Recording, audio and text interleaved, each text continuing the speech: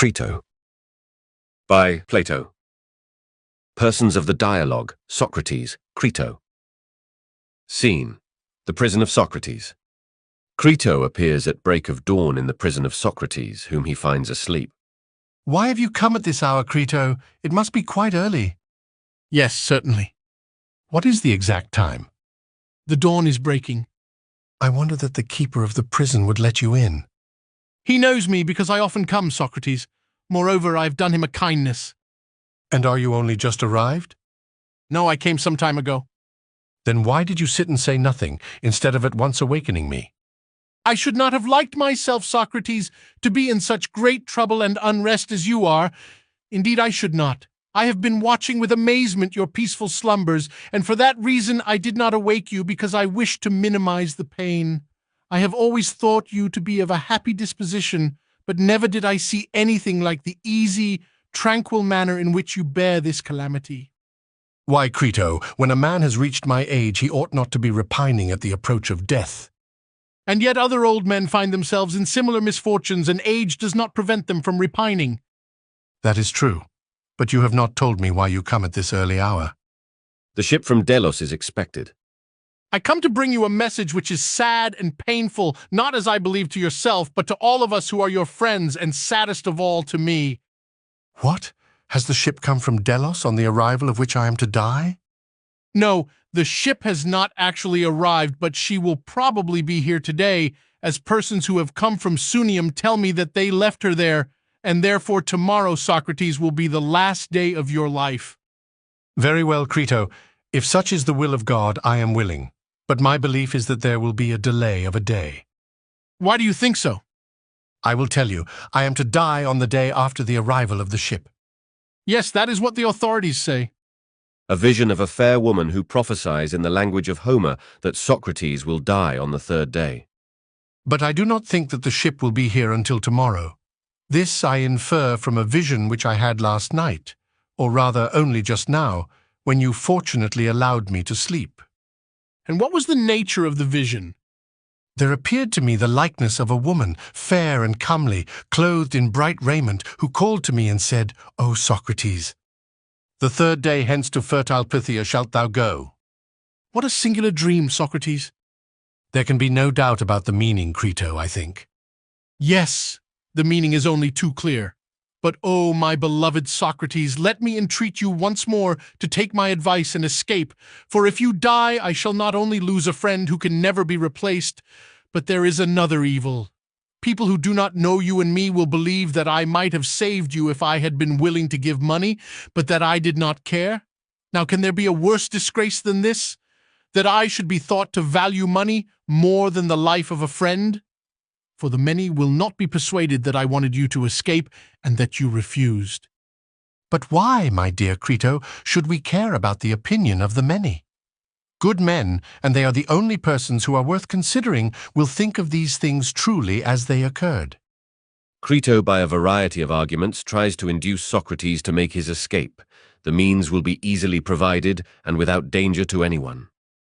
But you see, Socrates, that the opinion of the many must be regarded, for what is now happening shows that they can do the greatest evil to anyone who has lost their good opinion.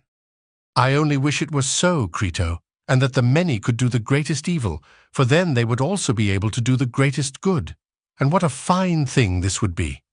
But in reality they can do neither, for they cannot make a man either wise or foolish, and whatever they do is the result of chance. Well, I will not dispute with you, but please to tell me, Socrates, whether you are not acting out of regard to me and your other friends. Are you not afraid that if you escape from prison, we may get into trouble with the informers for having stolen you away and lose either the whole or a great part of our property, or that even a worse evil may happen to us? Now, if you fear on our account, be at ease, for in order to save you, we ought surely to run this or even a greater risk. Be persuaded then and do as I say. Yes, Crito, that is one fear which you mentioned, but by no means the only one. He is not justified in throwing away his life. He will be deserting his children and will bring the reproach of cowardice on his friends. Fear not. There are persons who are willing to get you out of prison at no great cost, And as for the informers, they are far from being exorbitant in their demands. A little money will satisfy them. My means, which are certainly ample, are at your service, and if you have a scruple about spending all mine, here are strangers who will give you the use of theirs. And one of them, Simmias the Theban, has brought a large sum of money for this very purpose. And Cebes and many others are prepared to spend their money in helping you to escape. I say, therefore, do not hesitate on our account, and do not say, as you did in the court, that you will have a difficulty in knowing what to do with yourself anywhere else. For men will love you in other places to which you may go, and not in Athens only. There are friends of mine in Thessaly, if you like to go to them, who will value and protect you, and no Thessalian will give you any trouble. Nor can I think that you are at all justified, Socrates, in betraying your own life when you might be saved. In acting thus, you are playing into the hands of your enemies, who are hurrying on your destruction. And further, I should say that you are deserting your own children, for you might bring them up and educate them, instead of which you go away and leave them, and they will have to take their chance. And if they do not meet with the usual fate of orphans, there will be small thanks to you. No man should bring children into the world who is unwilling to persevere to the end in their nurture and education. But you appear to be choosing the easier part, not the better and manlier, which would have been more becoming in one who professes to care for virtue in all his actions like yourself. And indeed, I am ashamed not only of you, but of us who are your friends, when I reflect that the whole business will be attributed entirely to our want of courage. The trial need never have come on, or might have been managed differently, and this last act or crowning folly will seem to have occurred through our negligence and cowardice, who might have saved you if we had been good for anything, and you might have saved yourself, for there was no difficulty at all. See now, Socrates, how sad and discreditable are the consequences both to us and you. Make up your mind then, or rather have your mind already made up, for the time of deliberation is over, and there is only one thing to be done, which must be done this very night, and if we delay at all will be no longer practicable or possible. I beseech you, therefore, Socrates, be persuaded by me, and do as I say. Socrates is one of those who must be guided by reason. Ought he to follow the opinion of the many or of the few, of the wise or of the unwise? Dear Crito, your zeal is invaluable if a right one. But if wrong, the greater the zeal, the greater the danger. And therefore we ought to consider whether I shall or shall not do as you say. For I am and always have been one of those natures who must be guided by reason, whatever the reason may be, which upon reflection appears to me to be the best. And now that this chance has befallen me, I cannot repudiate my own words. The principles which I have hitherto honored and revered I still honor, and unless we can at once find other and better principles, I am certain not to agree with you. No, not even if the power of the multitude could inflict many more imprisonments, confiscations, deaths, frightening us like children with hobgoblin terrors. What will be the fairest way of considering the question? Shall I return to your old argument about the opinions of men? We were saying that some of them are to be regarded and others not. Now, were we right in maintaining this before I was condemned? And has the argument which was once good now proved to be talk for the sake of talking, mere childish nonsense? That is what I want to consider with your help, Crito, whether, under my present circumstances, the argument appears to be in any way different or not, and is to be allowed by me or disallowed.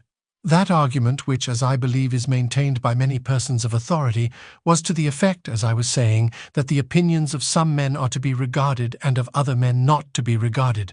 Now you, Crito, are not going to die tomorrow, at least there is no human probability of this, and therefore you are disinterested and not liable to be deceived by the circumstances in which you are placed.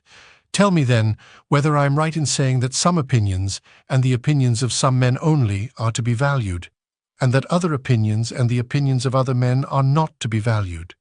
I ask you whether I was right in maintaining this. Certainly. The good are to be regarded and not the bad? Yes. And the opinions of the wise are good, and the opinions of the unwise are evil? Certainly. And what was said about another matter? Is the pupil who devotes himself to the practice of gymnastics supposed to attend to the praise and blame and opinion of every man, or of one man only? his physician or trainer, whoever he may be? Of one man only. And he ought to fear the censure and welcome the praise of that one only and not of the many? Clearly so. And he ought to act and train and eat and drink in the way which seems good to his single master who has understanding, rather than according to the opinion of all other men put together? True. And if he disobeys and disregards the opinion and approval of the one, and regards the opinion of the many who have no understanding, will he not suffer evil? Certainly he will. And what will the evil be, whither tending and what affecting in the disobedient person? Clearly affecting the body. That is what is destroyed by the evil. The opinion of the one wise man is to be followed. Very good. And is not this true, Crito, of other things which we need not separately enumerate? In questions of just and unjust, fair and foul, good and evil, which are the subjects of our present consultation, ought we to follow the opinion of the many and to fear them, or the opinion of the one man who has understanding? Ought we not to fear and reverence him more than all the rest of the world? And if we desert him, shall we not destroy and injure that principle in us, which may be assumed to be improved by justice and deteriorated by injustice? There is such a principle. Certainly there is, Socrates. Take a parallel instance. If, acting under the advice of those who have no understanding, we destroy that which is improved by health and is deteriorated by disease, would life be worth having? And that which has been destroyed is the body? Yes. Could we live having an evil and corrupted body? Certainly not. And will life be worth having if that higher part of man be destroyed, which is improved by justice and depraved by injustice? Do we suppose that principle, whatever it may be in man, which has to do with justice and injustice, to be inferior to the body? Certainly not. More honorable than the body? Far more. No matter what the many say of us. Then, my friend, we must not regard what the many say of us, but what he, the one man who has understanding of just and unjust, will say, and what the truth will say. And therefore you begin in error when you advise that we should regard the opinion of the many about just and unjust, good and evil, honorable and dishonorable. Well, someone will say, but the many can kill us. Yes, Socrates, that will clearly be the answer. Not life, but a good life, to be chiefly valued. And it is true, but still I find with surprise that the old argument is unshaken as ever, and I should like to know whether I may say the same of another proposition, that not life, but a good life is to be chiefly valued? Yes, that also remains unshaken. And a good life is equivalent to a just and honorable one. That holds also. Yes, it does. Admitting these principles, ought I to try and escape or not? From these premises, I proceed to argue the question whether I ought or ought not to try and escape without the consent of the Athenians. And if I am clearly right in escaping, then I will make the attempt, but if not, I will abstain. The other considerations which you mention of money and loss of character and the duty of educating one's children are, I fear, only the doctrines of the multitude, who would be as ready to restore people to life if they were able, as they are to put them to death, and with as little reason. But now, since the argument has thus far prevailed, the only question which remains to be considered is whether we shall do rightly either in escaping or in suffering others to aid in our escape and paying them in money and thanks, or whether in reality we shall not do rightly. And if the latter, then death or any other calamity which may ensue on my remaining here must not be allowed to enter into the calculation. I think that you are right, Socrates. How then shall we proceed? Let us consider the matter together, and do you either refute me if you can, and I will be convinced, or else cease, my dear friend, from repeating to me that I ought to escape against the wishes of the Athenians. For I highly value your attempts to persuade me to do so, but I may not be persuaded against my own better judgment. And now please to consider my first position, and try how you can best answer me. I will. May we sometimes do evil that good may come? Are we to say that we are never intentionally to do wrong, or that in one way we ought, and in another way we ought not to do wrong? Or is doing wrong always evil and dishonorable, as I was just now saying, and as has been already acknowledged by us? Are all our former admissions which were made within a few days to be thrown away? And have we, at our age, been earnestly discoursing with one another all our life, long only to discover that we are no better than children? Or in spite of the opinion of the many, and in spite of consequences whether better or worse, shall we insist on the truth of what was then said, that injustice is always an evil and dishonor to him who acts unjustly? Shall we say so or not? Yes. Then we must do no wrong. Certainly not. Nor when injured injure in return, as the many imagine, for we must injure no one at all? Clearly not. Again, Crito, may we do evil? Surely not, Socrates. May we render evil for evil?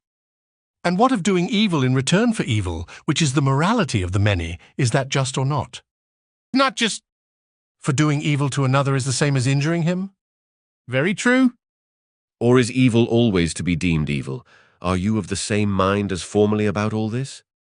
Then we ought not to retaliate or render evil for evil to anyone, whatever evil we may have suffered from him. But I would have you consider, Crito, whether you really mean what you are saying. For this opinion has never been held, and never will be held by any considerable number of persons, and those who are agreed and those who are not agreed upon this point have no common ground, and can only despise one another when they see how widely they differ. Tell me then, whether you agree with and assent to my first principle, that neither injury nor retaliation nor warding off evil by evil is ever right. And shall that be the premise of our argument? Or do you decline and dissent from this? For so I have ever thought and continue to think, but if you are of another opinion, let me hear what you have to say. If, however, you remain of the same mind as formerly, I will proceed to the next step. Crito assents. You may proceed, for I have not changed my mind. Then ought Socrates to desert or not? Then I will go on to the next point, which may be put in the form of a question. Ought a man to do what he admits to be right, or ought he to betray the right? He ought to do what he thinks right. But if this is true, what is the application?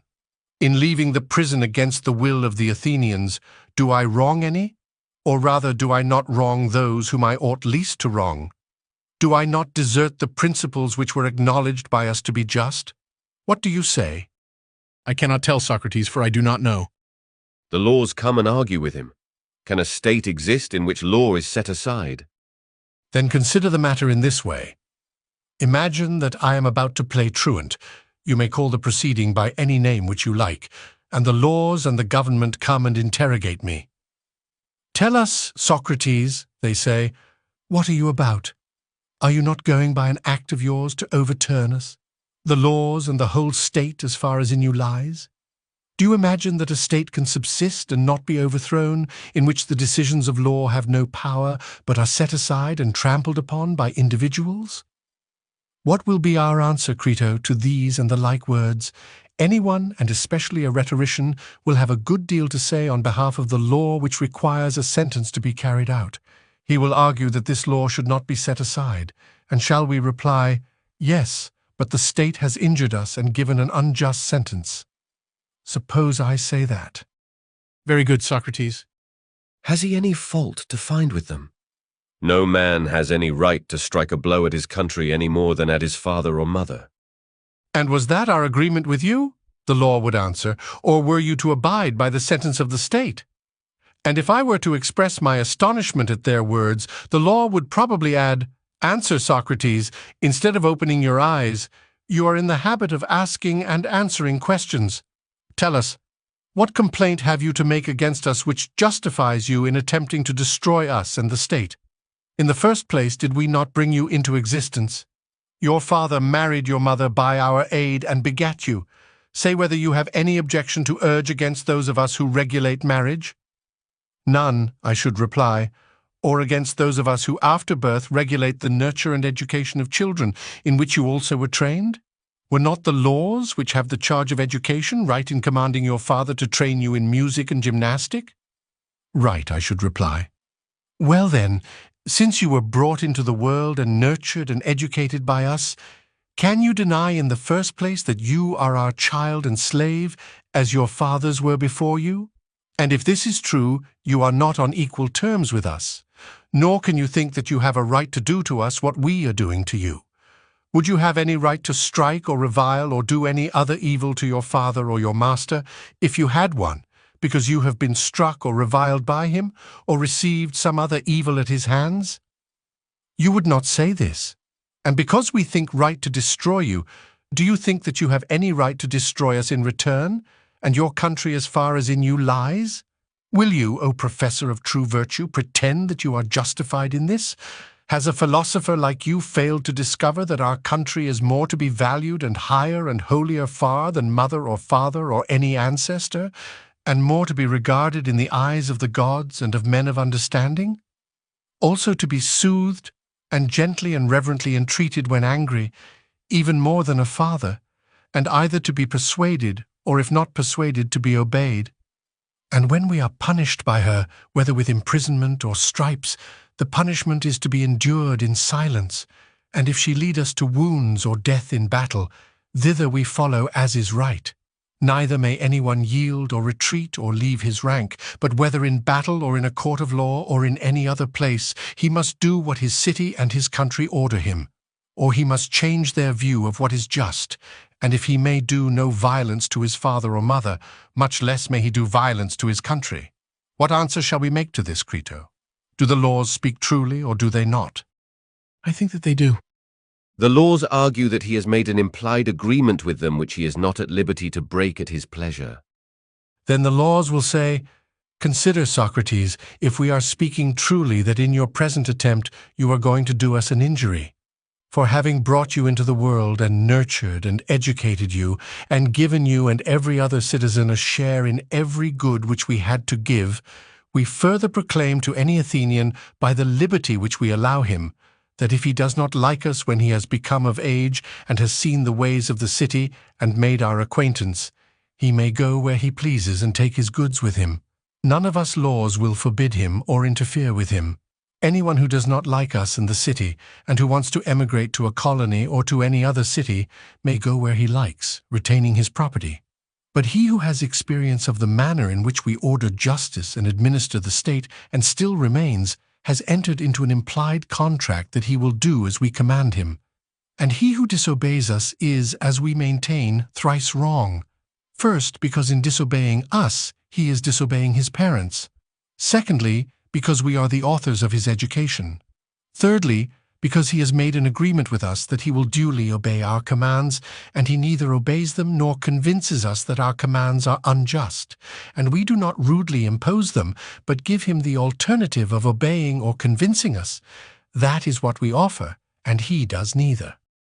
These are the sort of accusations to which, as we were saying, you, Socrates, will be exposed if you accomplish your intentions, you above all other Athenians. Suppose now I ask why I rather than anybody else? They will justly retort upon me that I, above all other men, have acknowledged the agreement. There is clear proof. They will say, Socrates, that we and the city were not displeasing to you. Of all Athenians, you have been the most constant resident in the city, which, as you never leave, you may be supposed to love. For you never went out of the city either to see the games, except once when you went to the Isthmus, or to any other place unless when you were on military service, nor did you travel as other men do. Nor had you any curiosity to know other states or their laws. Your affections did not go beyond us and our state.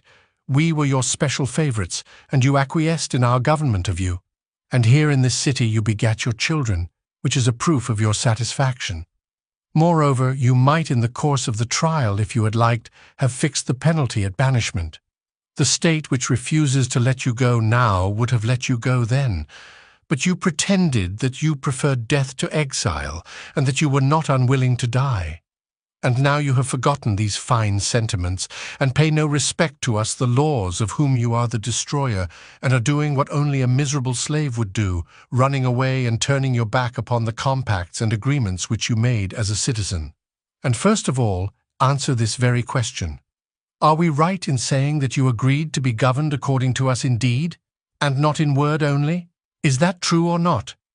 How shall we answer, Crito? Must we not assent? We cannot help it, Socrates. This agreement he is now going to break. Then will they not say, "You, Socrates, are breaking the covenants and agreements which you made with us at your leisure, not in any haste or under any compulsion or deception, but after you have had 70 years to think of them, during which time you were at liberty to leave the city, if we were not to your mind, or if our covenants appeared to you to be unfair? You had your choice, and might have gone either to Lacedaemon or Crete, both which states are often praised by you for their good government, or to some other Hellenic or foreign state. Whereas you, above all other Athenians, seem to be so fond of the state, or in other words, of us her laws, and who would care about a state which has no laws, that you never stirred out of her. The halt, the blind, the maimed were not more stationary in her than you were.